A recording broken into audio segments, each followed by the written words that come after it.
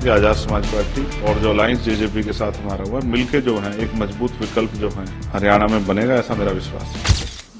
पिछले 7-8 साल से हरियाणा में भीम आर्मी के लोग काम कर रहे हैं। लोकसभा चुनाव में हमने सभी लोगों को मौका दिया कि वो लोग लड़ें, क्योंकि वो देश स्तर का चुनाव था। असेंबली चुनाव में और लोकसभा चुनाव में बहुत फर्क है।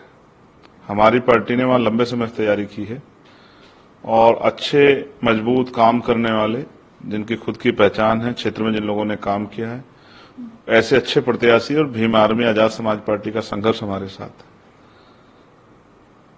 वहां की स्टेट की टीम ने मजबूती से जिला, विधानसभा, बूथ सेक्टर का संगठन बनाया, उसके जरिए हम लोग चुनाव लड़ेंगे और मेरा विश्वास है कि आजाद समाज पार्टी और जो अलायंस जेजेपी के साथ हमारा हुआ मिलके जो है एक मजबूत विकल्प जो है हरियाणा में बनेगा, ऐसा मेरा विश्वास है। जी, 90 सीटों में से 70 पर लड़ेंगे, बाकी पे 20 पर आप लड़ेंगे चुनाव। देखिए, पार्टी ने जो तय किया है कि 20 सीटें वो सीटें हैं जिनमें हम लोग बहुत अच्छी तरह से फाइट कर सकते हैं, जिसके जातिगत समीकरण, क्षेत्रीय आधार हमारे साथ हैं, जिनकी तैयारी हमारी 1 नंबर की है। उन सीटों पर ही हमने तय किया कि हमारे प्रत्याशी लड़ेंगे और मेरा विश्वास है कि जिस तरह से लंबे समय से हम लोगों ने काम किया, पाठशाला चला के, जनहित के मुद्दों पे सवाल खड़े करके, आंदोलन करके, चाहे वो पुरानी पेंशन का मामला हो, चाहे बैकलॉग का मामला हो, लेटरल एंट्री, संविदा,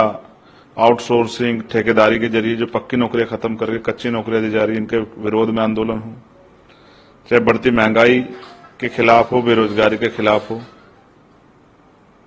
चाहे महिला सशक्तिकरण सुरक्षा का विषय हो, चाहे किसानों की फसलों का दाम हो, या मजदूरों के लिए न्यूनतम वेतन की बात है। अच्छे जो हमारी पॉलिसी में है कि गरीबों के लिए अच्छे स्कूल खुलें, किसान का बेटा भी, मजदूर का बेटा अच्छी पढ़ाई कर पाए, अच्छे हॉस्पिटल मिले जिनमें इलाज की व्यवस्था प्रॉपर जो है, वहां मशीनें हों जांच के लिए, चाहे वो ईसीजी हो, अल्ट्रासाउंड हो या एक्सरे मशीन हो, तमाम चीजों पे लंबे समय से हम लोग काम कर रहे हैं।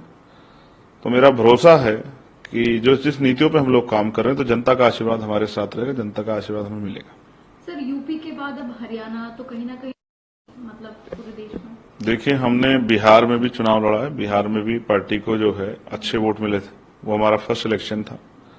हमने यूपी में भी चुनाव लड़ा, मध्य प्रदेश, राजस्थान में चुनाव लड़ा। राजस्थान में जो 2023 का था असेंबली, हम लोग 3-4 सीटें बहुत कम अंतर से हार गए और 12-13 सीटों पर हम लोग तीसरे नंबर पर रहे। फिर यूपी में पार्लियामेंट का जब चुनाव आया तो